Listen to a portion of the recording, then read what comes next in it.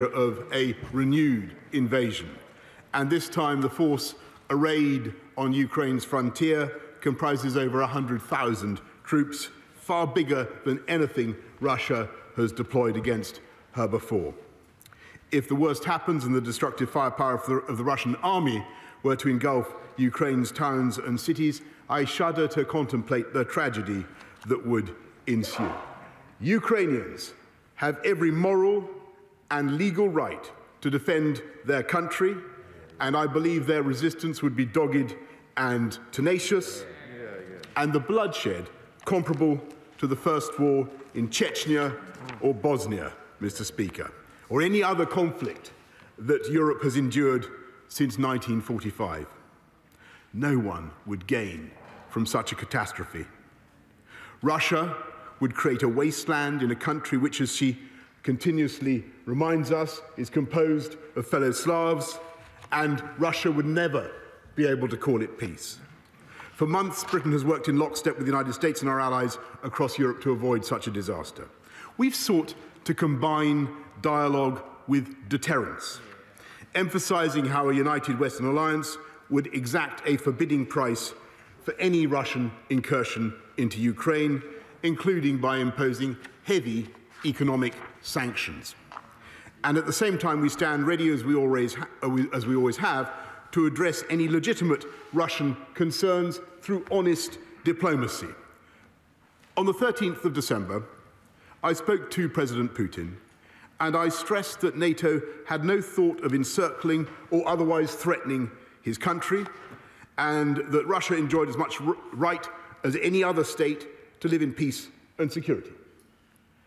But, as I said to him, Ukraine also enjoys an equal and symmetrical right to that of Russia. And I said that any attack on his neighbour would be followed by tougher sanctions against Russia, further steps to help Ukraine defend herself, and by an increased NATO presence to protect our allies on NATO's eastern flank.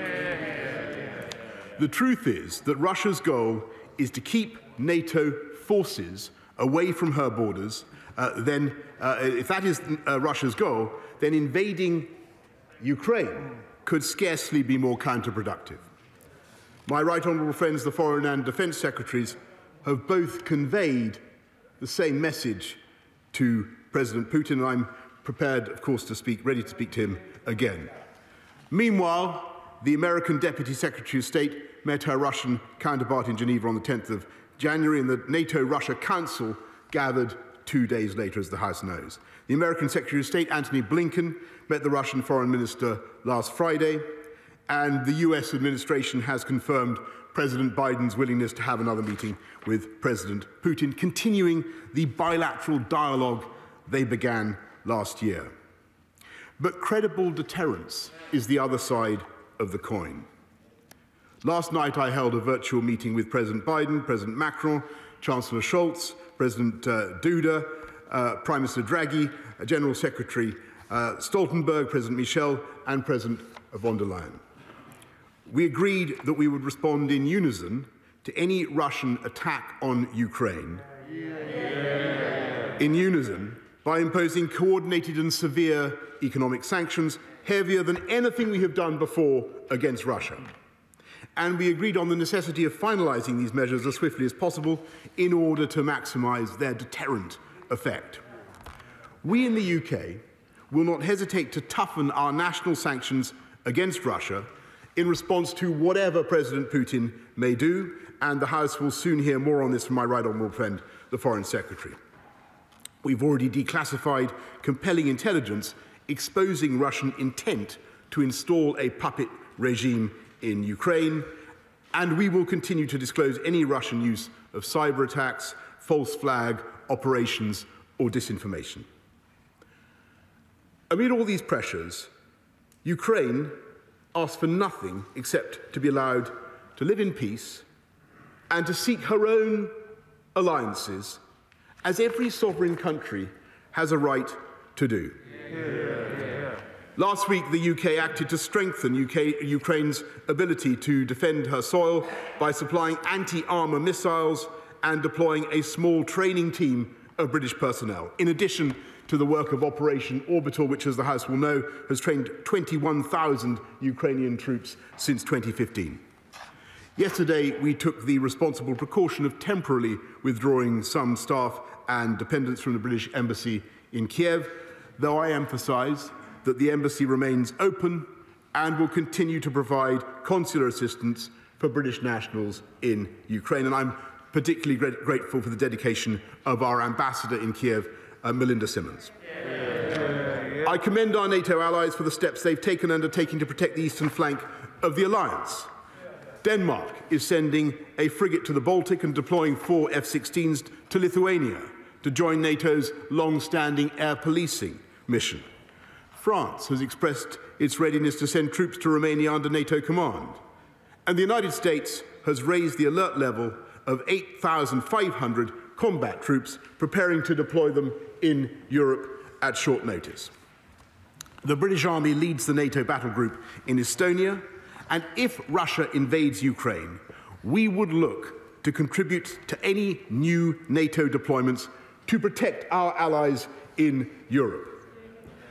In every contact with Russia, the UK and our allies have stressed our unity and our adherence to vital points of principle.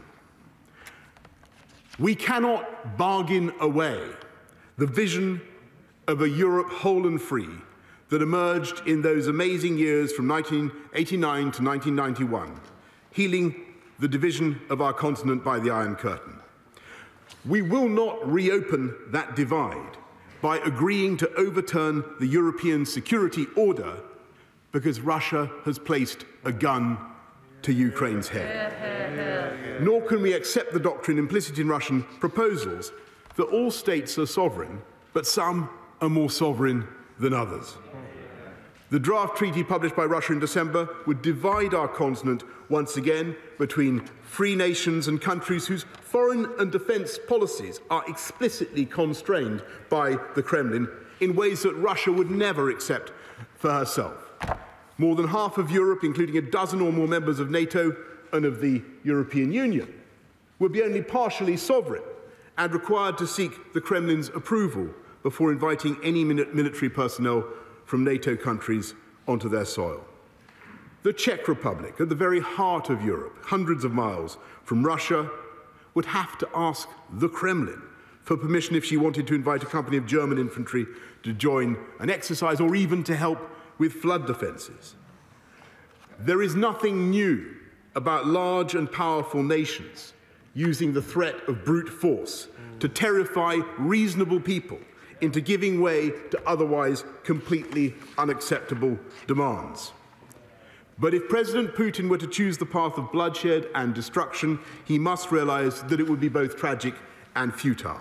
And nor should we allow him to believe that he could easily take some smaller portion of Ukraine to salami slice because the resistance will be ferocious. Anyone who has been to Kiev, as I have, and stood by the Wall of Remembrance, studied the portraits of nearly 4,500 Ukrainians who've died in defence of their country since 2014. The total death toll stands in excess of 14,000.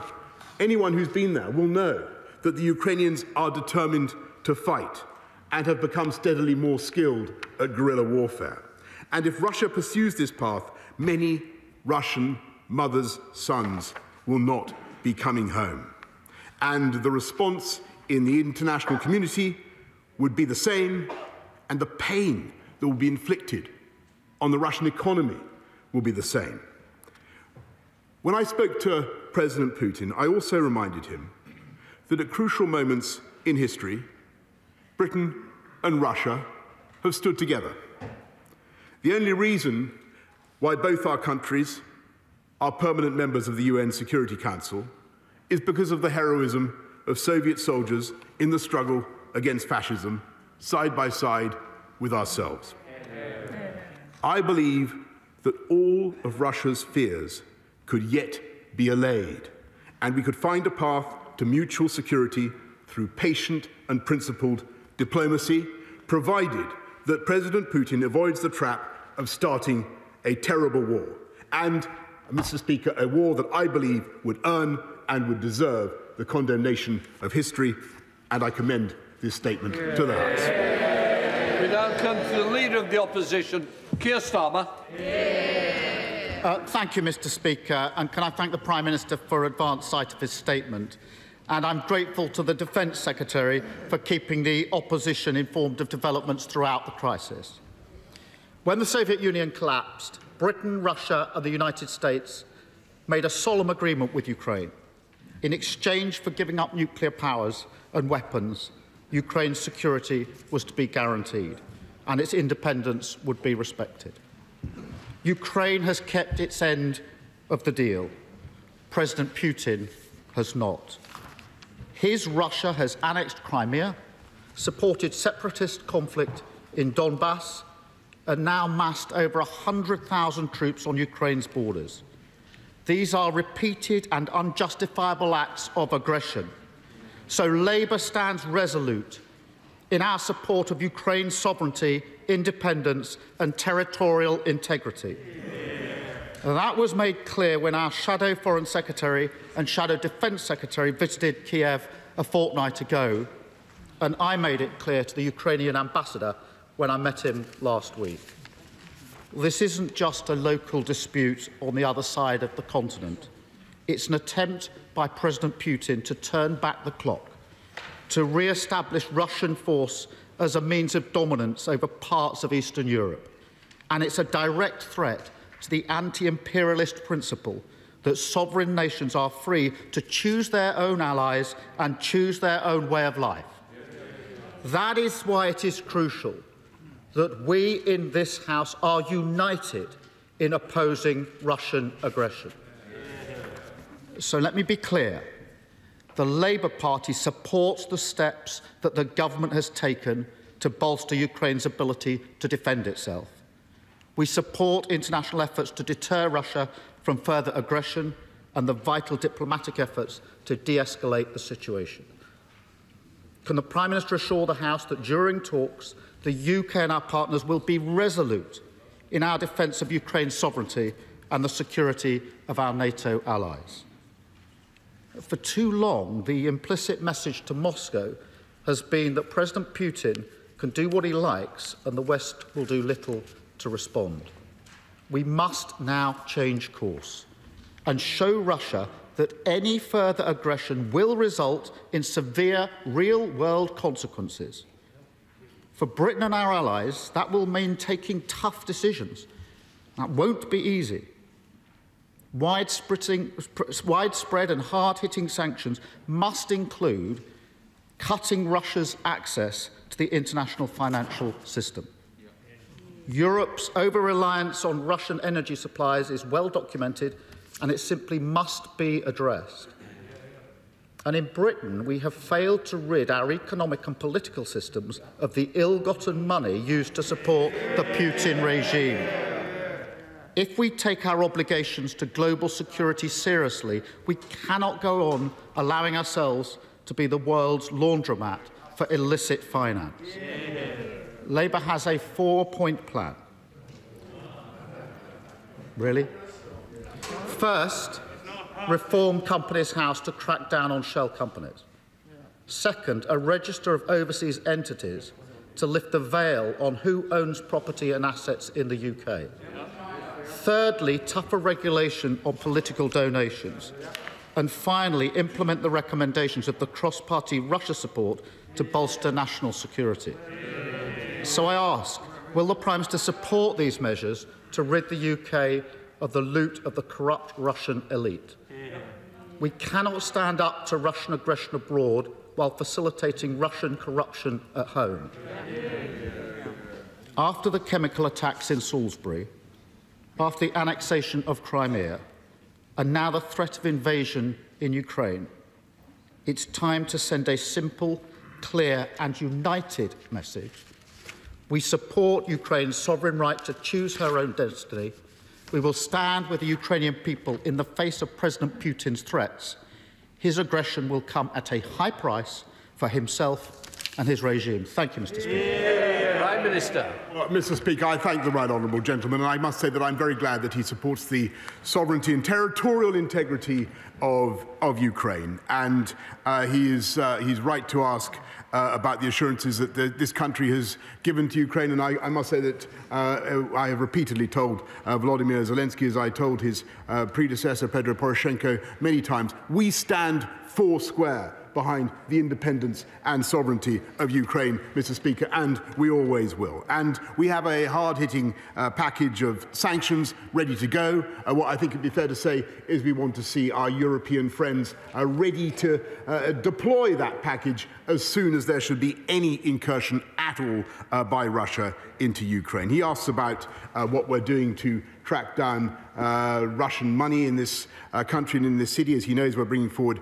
measures for a register of beneficial interest, Mr. Speaker, but I don't think there's any country in the world that has taken tougher action against the Putin regime. It was this government that brought in Magnitsky sanctions against all those involved in the poisoning of Alexei Navalny, Mr. Speaker, and it was this government that got the world together, got 28 countries together to protest against the poisoning that took place in Salisbury. And the world responded to that British lead, Mr. Speaker, by collectively expelling 153 diplomats around the world. And what I can tell him, Mr. Speaker, and I'm grateful to him for the general tenor of his intervention and for the support that he is giving to NATO, belated though it may be from the benches opposite. But I'm grateful for it. I'm grateful for it now, Mr. Speaker. And what I can tell him now, Mr. Speaker, is that that same leadership in assembling a response to Russian aggression is being shown by the UK now, and it is absolutely vital that the world, the West, is united now, because it is our unity now that will be much more effective in deterring any Russian aggression, and that is what this government will be pursuing in the days ahead. Tobias Elwood, the Chair. Thank you, Mr. Speaker. As the Prime Minister articulates, the West is now regrouping. But the penny is also dropping. The threat of sanctions will not deter this Russian aggression, and a total or even partial invasion will have severe economic and security consequences felt right across Europe and beyond. Ukraine's grain exports will be affected towards Africa. Global gas prices will be impacted and skyrocket. And where might an emboldened Russia turn to next? So I ask the government to liaise with the United States and now consider a more simpler and effective option to deter this invasion by belatedly answering Ukraine's call for help. It is not too late to mobilise a sizable NATO presence in Ukraine, utilising the superior hard power the alliance possesses to make Putin think twice about invading another European democracy.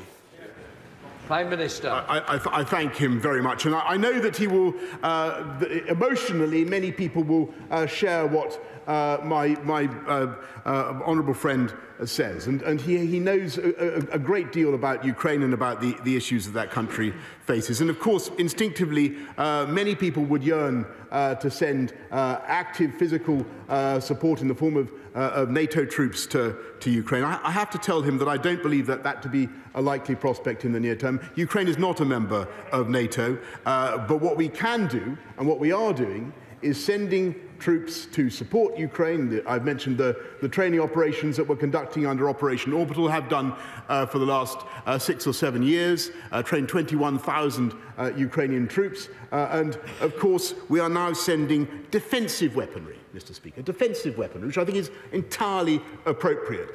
2,000 anti-tank weapons to the Ukrainians. And we join the Americans in that effort. As he knows, the Americans have sent about $650 million worth of military assistance to Ukraine. That is a vital thing to do, to stiffen Ukrainian resistance. But I think the real deterrent right now, Mr. Speaker, is that package of economic sanctions. That is what will bite, that is what will hurt Putin, and that, I hope, is what will deter him. Leader of the SNP, Ian Blackford. Thank you, Mr. Speaker. And can I thank the Prime Minister for advance sight of his statement and join with the Leader of the Opposition in congratulating the Defence Secretary who has made sure all through this that we've been kept informed of developments. It's most appreciated. And it is important, Mr Speaker, that all of us in this House stand together in solidarity with our friends in Ukraine in defence of their sovereignty. We on these benches share the deep concern over the escalation of tension, the prospect of military aggression and that threat to Ukraine's sovereignty. Russia's actions in recent weeks and months of amassing troops, tanks and heavy military equipment near the border of Ukraine are unacceptable. We continue to support, above all, measures to resolve the crisis through diplomacy. So will the Prime Minister provide reassurance that work to deliver a peaceful and diplomatic outcome remains this government's main priority? The threat of bloodshed on European soil is what's at stake.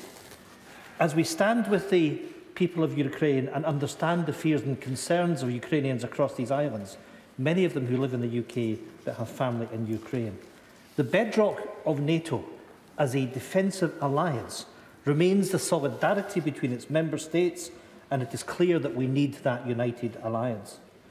It is becoming increasingly apparent that should an incursion occur, what will be required is a tougher package of sanctions that are robust and that have real measurable impact.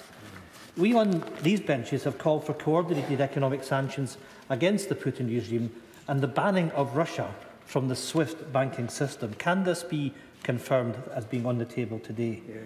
These measures must also include tougher action on Russian money laundering and include action by the Treasury to tackle the ongoing and improper use of Scottish limited partnerships, which have been used to funnel millions of pounds in dirty money. Without this, our credibility lessens. And let me say to the Prime Minister, when he raised the issue of Majinski, it was cross-party support that led to these sanctions. And he may well remember the meeting that I had with him when he was Foreign Secretary to make sure that we work collectively to deal with those threats. So, will the Prime Minister also commit to introduce a transparent system of company registration and proper reform of Companies House? Meanwhile, we all stand solidly with the people of Ukraine and urge the government to continue efforts for diplomacy as long as that is possible. Minister. Again, Mr Speaker, I'd like to thank the Right Honourable Gentleman to echo many of his sentiments, and he's completely right to say that we should pursue every possible diplomatic avenue in every appropriate forum, Mr Speaker, whether it's the NATO-Russia Council, the UN, the OSCE, the G7, the Normandy format. We must follow every avenue. He's right to press on what we're doing to track dirty Russian money, for want of a better expression. That's why we have the unexplained wealth orders, and that's why we're bringing in measures to have a register of beneficial interests. He asks about SWIFT and financial transactions across the world, and there is no doubt that that would be a very potent weapon. I'm afraid it can only really be deployed with the assistance of the United States, though we are in discussions about that. I think the House needs to understand that one of the big issues that we all face in dealing with Ukraine and in dealing with Russia is the heavy dependence of our European friends in particular on Russian gas. And it was clear in the conversations last night that in this era of high gas prices, we are bumping up against that reality. So the job of our diplomacy now is to persuade and encourage our friends to go as far as they can to sort this out and to come up with a tough package of economic sanctions, because that is what the situation requires. Chair of the Select Committee, Tom Tugendhat for Foreign Affairs. Mr Speaker, my right honourable friend will remember when he was Foreign Secretary, the Foreign Affairs Committee published a report entitled Moscow's Gold about dirty Russian money flowing through our system, and the call for us to have various registers of not only ownership but also foreign agents operating within our system. We've had a reminder only a week ago of why this is so important. Would he tell me what he is doing to work with partners across Europe to make sure that we stand together and do not just act as a voice outside the Kremlin, but make sure that Putin's acolytes who have profited from his kleptocratic regime act as voices inside the Kremlin, telling Putin what he is risking, because the impressive work that the Defence Secretary has done in helping to support our Ukrainian friends could be undermined if the Kremlin doesn't listen to the very real danger that it faces today? Well, Prime Minister. Mr. Speaker, it is absolutely right that the best way to get attention in the Kremlin and in Moscow generally is to have sanctions that are directed at the individual, like Magnitsky sanctions, for instance. But that is what we will be coming forward with, as well as sanctions that are directed at companies, Mr. Speaker, that are of crucial strategic Russian interest. Chris Brown. Thank you, Mr. Speaker. In Kiev and Kramatorsk last week, we met politicians and community leaders who will not only be worrying for the future of their country, but will be worrying for they'll be fearful for their own lives. And I've been arguing for a very long time that the arguments that President Putin uses about Russian speakers in Ukraine are exactly the same as Adolf Hitler advanced over the Sudeten Germans in Czechoslovakia in the 1930s. I agree with the Chair of the Foreign Affairs Committee that we do need to see full implementation of the Moscow Gold report. I'm sure there will be other sanctions coming. I don't quite understand why we've only sanctioned 25% of the people that the American government have already sanctioned. But this House will stand ready alongside the Prime Minister if he needs to introduce further legislation, for instance, to seize Russian assets in the UK and to make sure that the unexplained wealth orders, which have only worked in 3 cases in the last 4 years, actually have an effect. We stand ready to stand by the Ukrainian people. Prime Minister. I thank him very much, and I think he's completely right in what he says. His analysis of Russian, certainly of Putin's intentions towards Ukraine. I'm sure he's read the 5,000-word essay by Vladimir Putin about Ukraine and the origins of Russia. It's clear what his psychological, what his emotional, the wellsprings of his thinking are. On sanctions, I'm grateful for what he says. We're bringing forward, as he knows, a statutory instrument greatly to toughen up the package of our ability to sanction people, and I hope he will support it. Dr. Julian Lewis. Thank you, Mr. Speaker. President Putin hasn't even waited for the gas to start flowing through the Nord Stream 2 pipeline before exploiting the stranglehold that has been building on the German economy. My right honourable friend has already indicated that it may be difficult for Germany to impose severe sanctions against Russia if this invasion goes ahead. So does he not agree with me that it is vital from our security's point of view that anyone with strong Russian or communist Chinese links should be kept well away from our own critical national infrastructure? Prime Minister. My right honourable friend is completely right, and that's why we brought in measures to protect our national security, our national infrastructure, our critical national infrastructure, and to make sure that we are able to stop investment that we think will be detrimental to our national security, Mr. Speaker. And I'm afraid he's quite right to also what he says about the German dependence on Russian gas. We have to be respectful of this. The simple fact is that the UK, I think, of our gas supplies, about 3% comes from Russia. About 6% of German energy needs comes from Russian gas. So they are in a very different position from us. Their sacrifice is potentially very large, but we must hope that in the interests of peace, they are willing to make that sacrifice. Ed Day. Can I thank the Prime Minister for his statement? It is right that we stand united across the House to support Ukraine and to stand against Russian aggression, which we should remember has already resulted in over 13,000 casualties in the last few years. The Prime Minister has rightly talked about gas being an issue in this debate, particularly on Russia, but indeed in Germany, but across Central and Eastern Europe. And it will also potentially impact this country with the threat of increased gas prices at a time when families are already facing rocketing heating bills. So could I ask him to take further action on energy, as I did during the Russian invasion of Crimea? And so, alongside all the measures he rightly proposed in his statement, will the Prime Minister convene a summit of G7 energy ministers, as we had back in 2014, to look at how we can improve short-term and medium-term energy security, protect consumers in this country and elsewhere against rocketing gas prices, and give ourselves a much stronger hand in the face of Putin's aggression.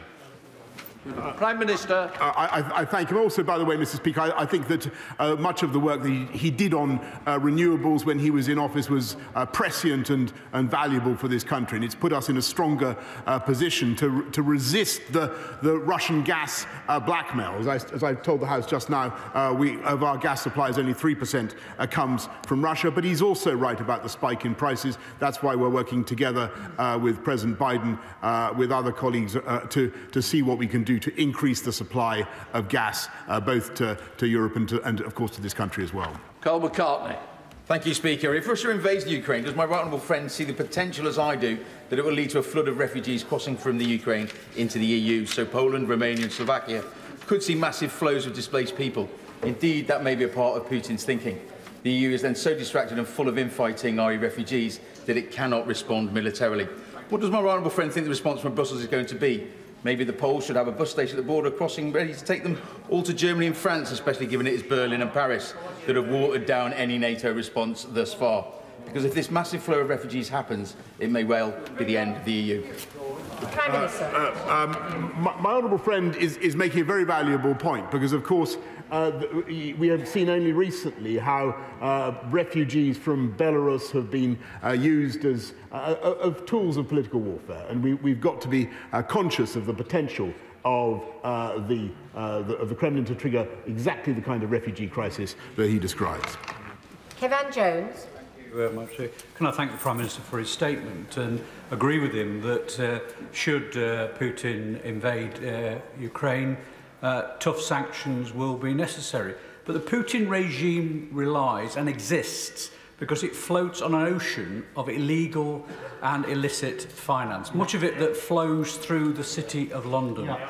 Now, the Prime Minister just said that the UK has the strongest laws against such illicit money. I'm sorry, Prime Minister, that's just not true. Just look at what our allies in the United States are doing. Yeah. It is now time to attack that. That is the way to actually cripple this regime. And can you tell me when he is going to implement the Russia report and its recommendations? Because as my honourable friend from Rhondda said, if that needs emergency legislation to get it through, let's do it. Prime Minister.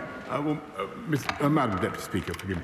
I want to repeat what he's right that it's vital to guard against Russian dirty money flowing through the world, and he's completely right in his analysis of the way the kleptocracy works. That's why we have the unexplained wealth orders. That's why we're bringing forward a register of beneficial interests, and we have a new corporate offence for failure to prevent tax evasion, Madam Deputy Speaker. And we will come down, and we do come down very hard on all those who are exploiting the City of London or anywhere else to wash dirty money.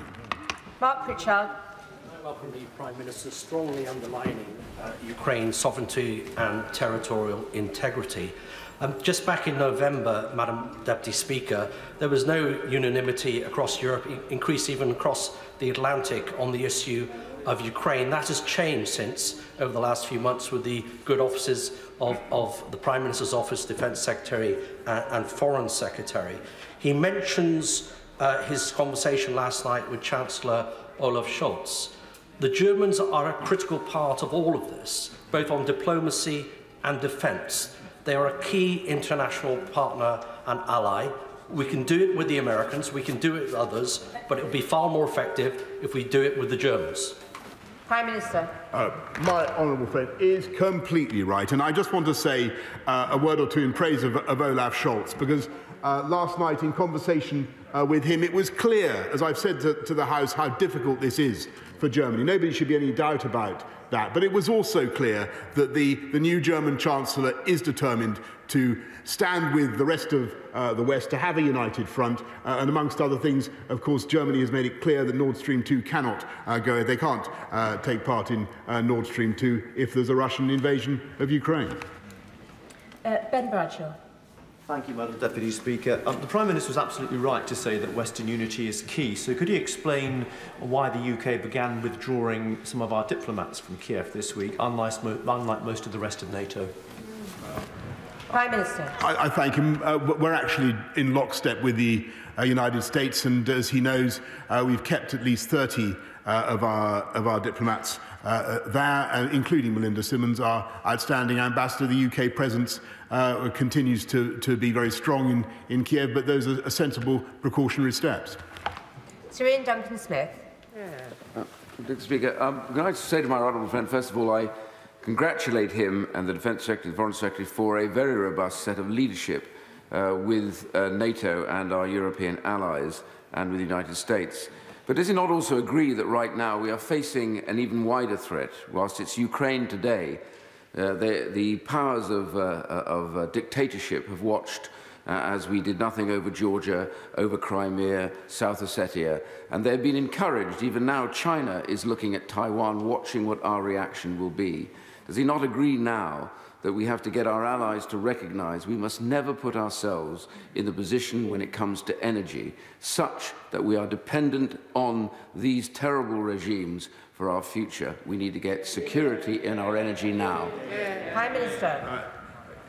My right honourable friend is completely right in what he says about the need for us to guarantee the independence of our energy. That's why it's so vital that we're building our wind power and other renewables so fast, Madam Deputy Speaker. But he's also right in his analysis of what is happening.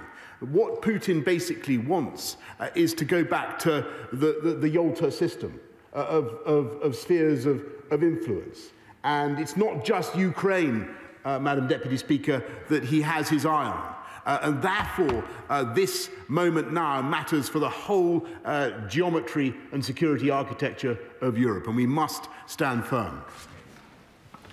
Order. Short and concise questions, please, because I will be finishing this statement at 2:20. Hilary Benn. Thank you very much indeed, Madam Deputy Speaker. The military reality is that President Putin knows that if he invades, he will not be facing NATO troops, and therefore the sanctions we put in place have to be the strongest possible. Is the Prime Minister not concerned that, given the answer he just gave about the Nord Stream 2 pipeline, the fact discussions are still continuing about exclusion from the SWIFT system, that we're not demonstrating determined, united resolve at the very moment where we need the credible threat of strong sanctions to try and deter him from invading Ukraine? Prime Minister. I thank him, and I think his point is very important. Actually, I think that we are making a huge amount of progress. And I want to thank my right honourable friend, the Foreign Secretary and Defence Secretary, for the work that they're doing, because I think we are bringing together the West on a very tough package, and that's what we need. Bob Stewart. Thank you, Madam Deputy Speaker. Can I remind the House we do actually guarantee the sovereignty of Ukraine by having signed the Budapest Memorandum in 1994, along with the United States and Russia, and I think later France and even China. But could I ask my right honourable friend if he agrees with me that if we really economically and financially strangle Russia with sanctions, Russia could well become bankrupt, and this alone might be something to cause Mr. Putin to blink before he gives agreement to using military power and turning it into military force. Prime Minister. My honourable friend is completely right that we have the potential to do very serious economic damage to Russia. What we have to make sure, as everybody said on the call last night, is that we don't inflict damage on the Western economies, just as people are suffering in particular from high gas prices. And that's what we've got to do. Don't forget, he's quite right, 41% of Russia's GDP comes from oil and gas. Alison Toulis. Thank you, Madam Deputy Speaker. the truth about unexplained wealth orders is that only a handful of them have been issued, and the Registration of Overseas Entities Bill has now been waiting for 4 years for action. So when the Finance Bill returns to this House, will the Government bring forward measures to tighten up on the flow of dirty Russian money in the UK? Or is the truth really that he's perfectly content with this because so much of it appears to end up in Tory party coffers? Prime Minister. No, Madam Deputy Speaker, we do not accept foreign donations, as she knows very well. And what we will do is bring forward targeted sanctions, which I think are the most effective way of doing it, targeting the sanctions at the personalities that surround President Putin and making them understand the price that they will pay. Dr. Andrew Morrison. Madam Deputy Speaker, there's no public appetite for using UK combat troops in Ukraine, absolutely none, but we do have other tools in our toolbox. Is the Prime Minister contemplating using the full spectrum approach to cyber, including offensive cyber, that he talked about in March in connection with the integrated review? Prime Minister. Yes, Madam Deputy Speaker, the NCSC, the National Security Cybersecurity Centre, is indeed offering help to Ukraine for precisely that purpose. Russian cyber attacks, as the House knows, can be extremely damaging, and we can do a lot to help. Stephen Kinnock. Thank you, Madam Deputy Speaker. The government's position is that sanctions will be deployed against Russia if there is an incursion. But would the government consider deploying some sanctions now as a clear signal to Russia and to say if President Putin stands down his troops and withdraws his forces, then further sanctions will not be deployed? Would that not be a more effective sequencing of the process?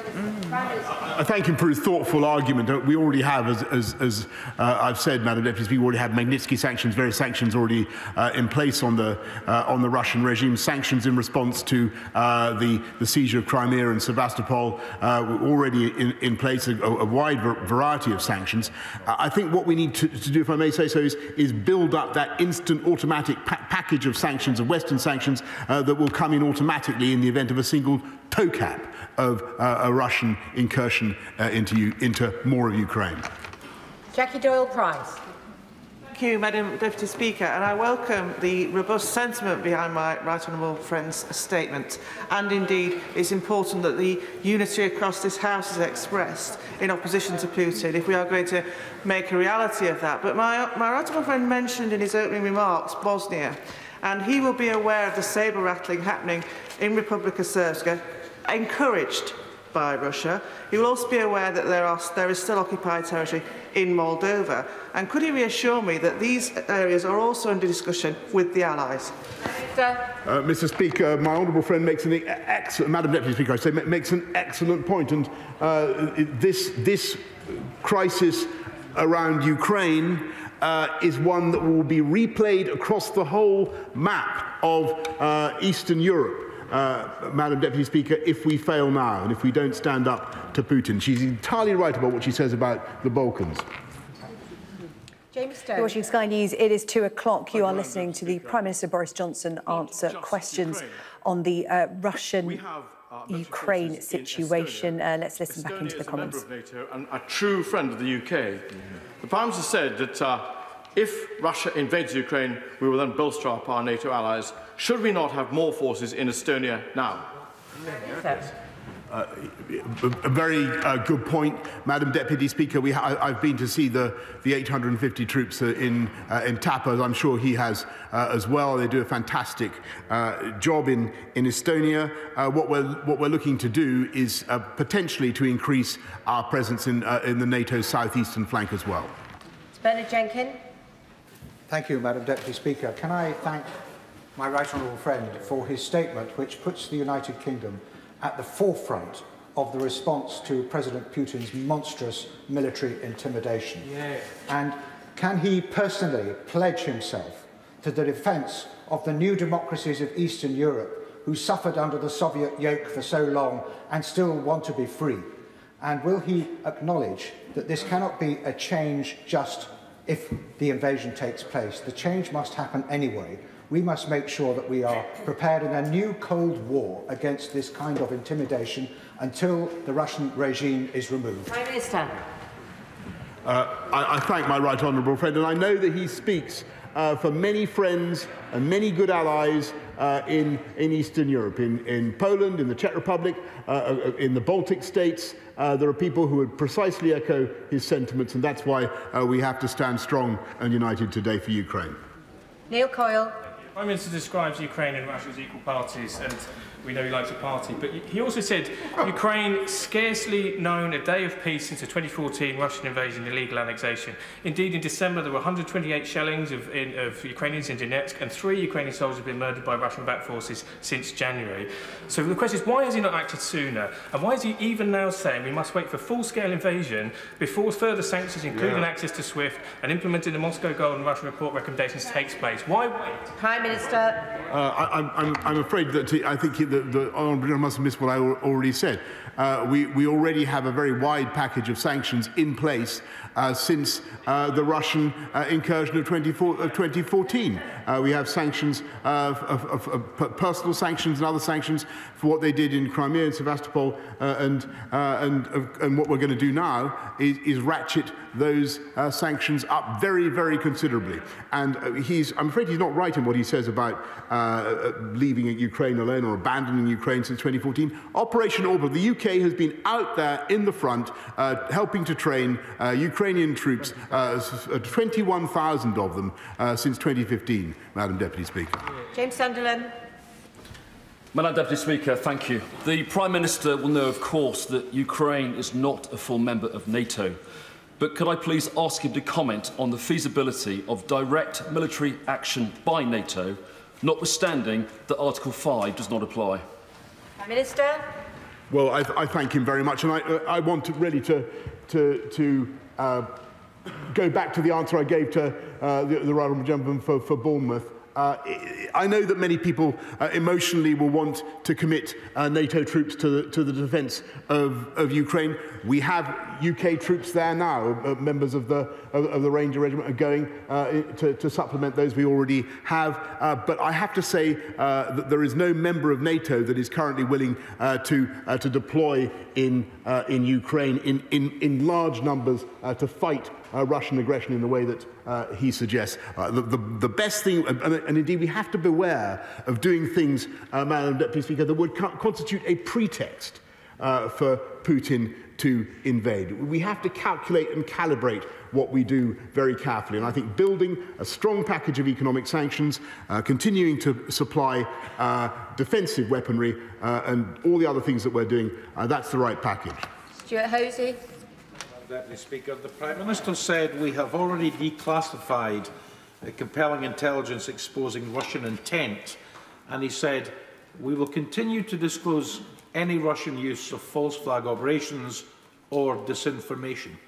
How much of that declassified information will be made fully public so as to blunt or halt the spread of Russian disinformation by letting people who see it know that it's false before they decide to press the share or send button?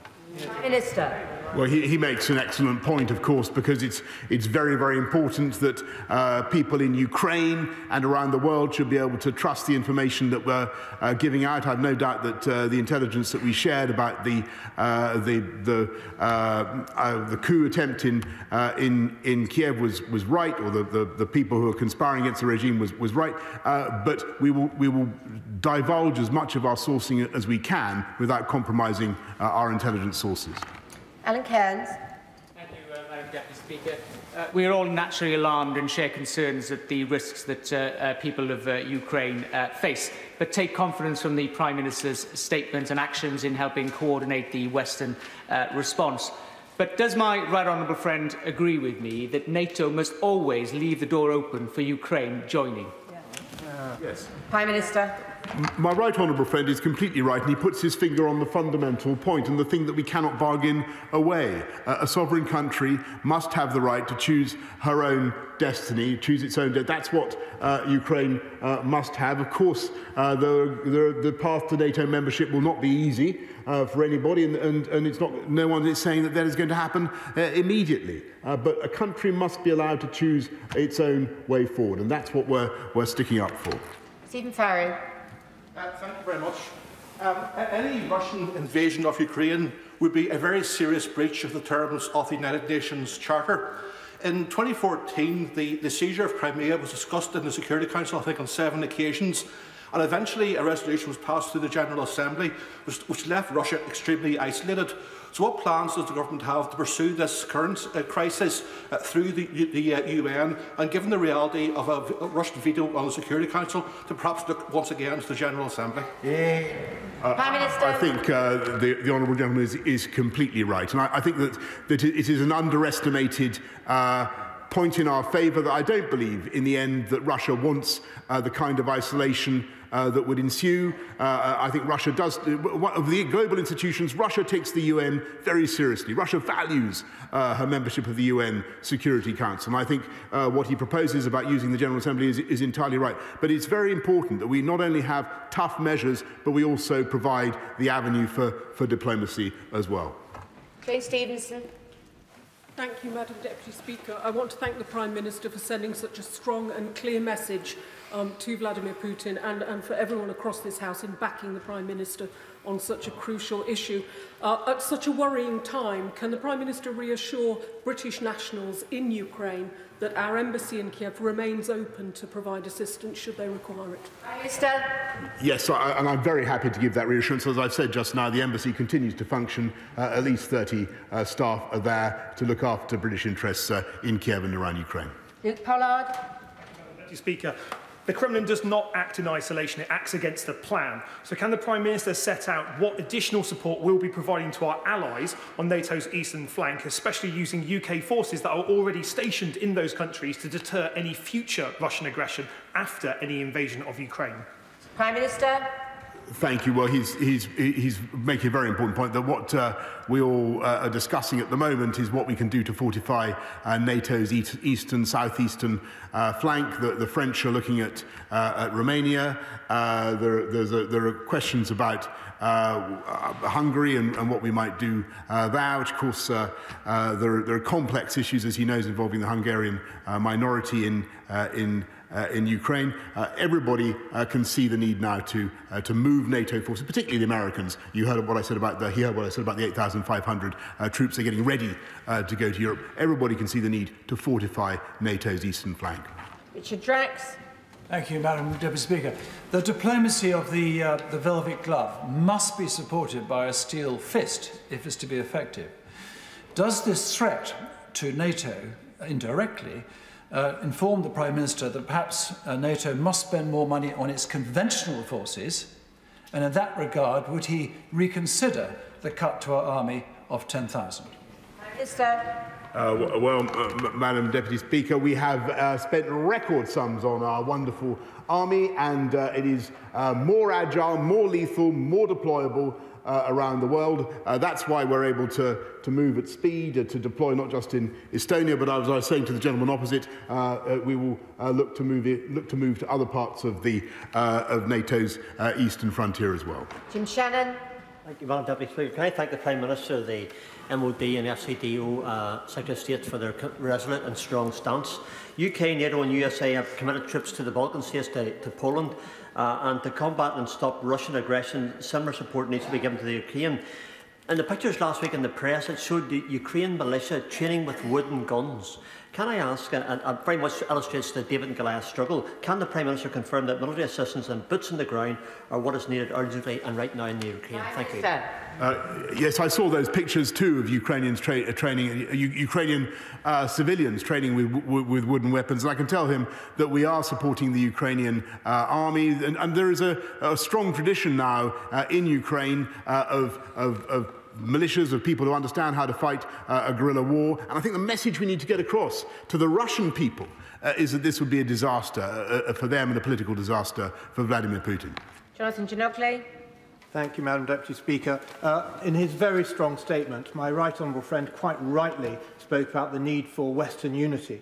So of all countries in Europe, it does seem bizarre that Germany needs to be reminded that murderous dictators will never be satisfied with a single land grab, and that any attack on Ukraine is an attack ultimately on all of Europe. Will my right honourable friend be reminding the Germans of this? Prime Minister. I thank my right honourable friend, and he and I have discussed these types of issues over many years. Actually, I think that given the extreme delicacy of the matter in Germany, given the dependence that I've described to the House on Russian hydrocarbons, actually, I really think that Olaf Scholz is doing a huge job of moving and getting us to a position where we have a united Western approach. And that I commend the German government. Malcolm MacDonald. I'm grateful, Madam Deputy Speaker. For reasons we don't need to go over just now, Germany has blocked some NATO allies from providing certain military assistance to Ukraine. What assessment has the government made of that blocking? And where it is necessary for Ukraine to defend itself, will the UK government, along with others, ensure that it gets the maximum spread of capability that we're able to provide it with? Prime Minister. Well, he makes a very important point, of course, but as he knows, and as I've told the House, the NLAWs that we've sent, in addition to all the aid we've given under Operation Orbital, were the second biggest contributor to the defence of, and I stress the defence of Ukraine. And I think I saw a poll of the Ukrainian people which said that the UK was now the most popular government in Ukraine, the foreign government, not second only to the Scottish government, but second only to Lithuania, Madam Deputy Speaker. Robert Chenrick. The UK has proven to be the preeminent European nation in supporting and defending the Ukraine, and so I thank my right honourable friend for his leadership on that. Nobody could doubt our commitment to European security, and I've been encouraged by the remarks he's already made with respect to Germany, but it is critical that the German government play a full part if we're going to deliver the unprecedented package of financial and other sanctions that he's described and was set out in the call last night. How confident is he of that, and what more can he do with Chancellor Schulz to ensure that's delivered? Prime Minister. He's right. Germany is absolutely critical for our success in this. We've just got to keep the pressure up together. Leila Moran. Madam Deputy Speaker, I heard what the Prime Minister said earlier about introducing a register for beneficial interests, but my question to him is when?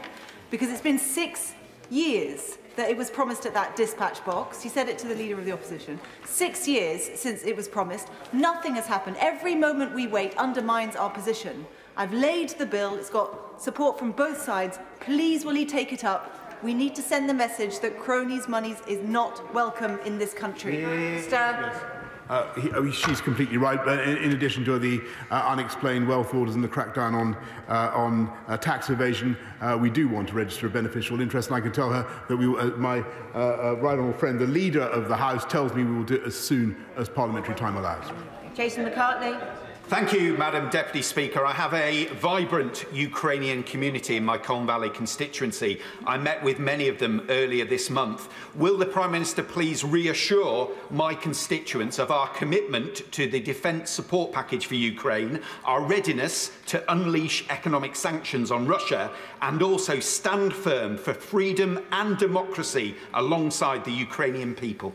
Prime Minister. Yes, Madam Deputy Speaker, and the UK has been at this for a long time now, and I think it was an important signal that I hope he will take back to his constituents that we stuck up for Ukrainian rights of navigation when we sent HMS Defender.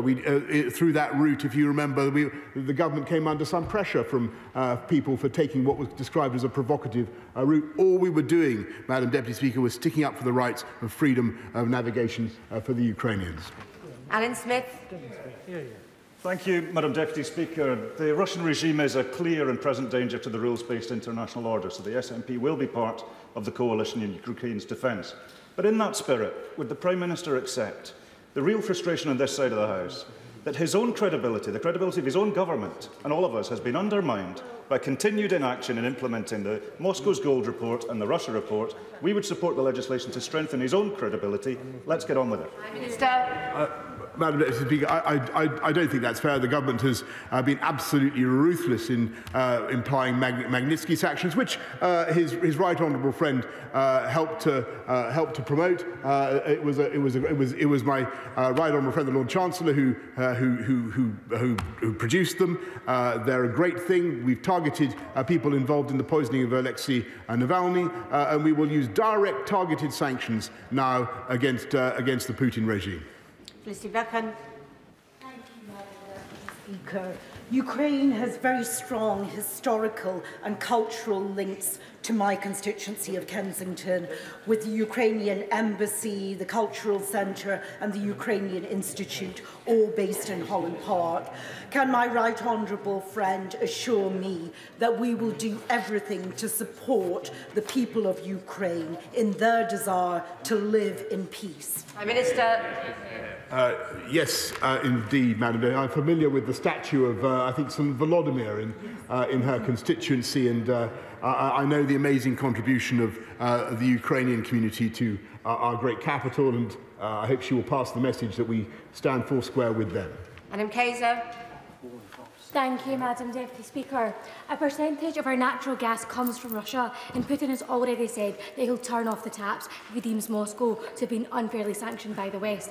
My constituents of Airdrie and Shotts are already struggling with rising fuel costs, and that's why I voted in the SNP increasing cost of living debate yesterday. Does the Prime Minister accept that he must bring in a package of policies to help families pay for bills on the domestic front so that this international issue does not compound the problem? Prime Minister. Well, Madam Deputy, she's quite right to draw attention to the price spike in energy around the world. Actually, Russian gas only comprises 3% of the UK's gas supplies, but what we've got to do is mitigate the impacts on families of the costs of energy with all the cold weather payments, everything that we're doing to increase the living wage, all the support that we're giving families throughout the winter and beyond. Shadid Farah. Thank you, Madam Deputy Speaker, and may I commend my right honourable friend on his tough statement. The point has already been made about the disinformation that is coming from the Kremlin, but my right honourable friend will appreciate that a lot of that is targeted towards NATO itself. Would he use this opportunity to make it absolutely clear that NATO is a defensive organisation and that it should not in any way be construed as being offensive or threatening?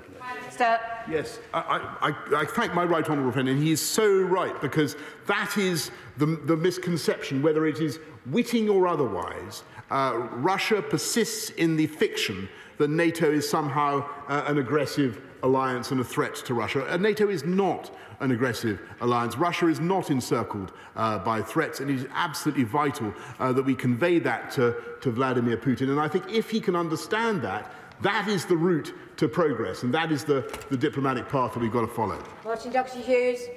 Thank you, Madam Deputy Speaker. The Prime Minister will get every support for defending national self-determination from these benches within Europe. But does he not agree it's now time that the UK Government signed a robust security and defence agreement with the European Union to replace that signed in the Lisbon Treaty, critically, Article 42.7? Prime Minister. I thank him. Actually, if you look at what's happening, the conversation that I had last night with European partners comprised the vast bulk of defence spending in the West, and we work very closely with our European partners, as we do with all our NATO partners, and NATO remains the primary vehicle for our defence, and NATO is a very valuable interlocutor with Russia, and the NATO-Russia Council has proved its worth in the last few months. Philip Hollowbone. This is the wake-up call that NATO needs, so that all its members finally meet their obligations to spend at least 2% of their GDP on defence. Prime Minister. My honourable friend is completely right, because I think, as so many colleagues have said, this is not just about Ukraine.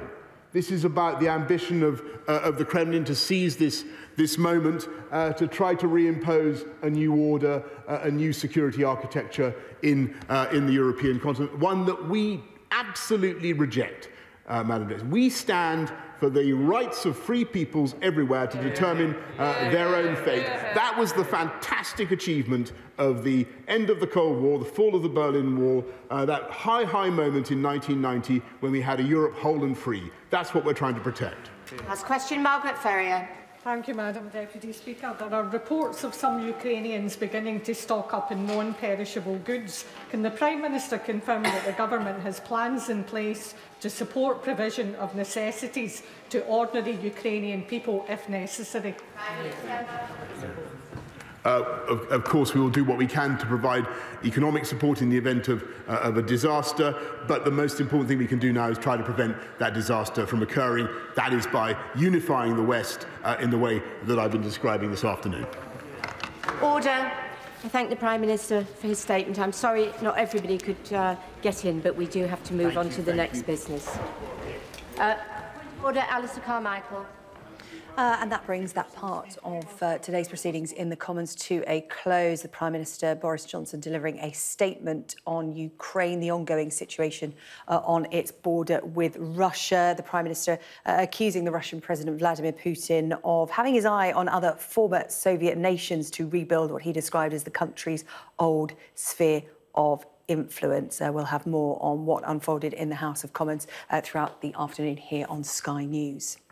A reminder of our top story. What promised to be a tough week already for the Prime Minister today got considerably worse. Britain's most senior police officer has confirmed that Scotland Yard will be investigating allegations of parties held in Downing Street during pandemic lockdowns.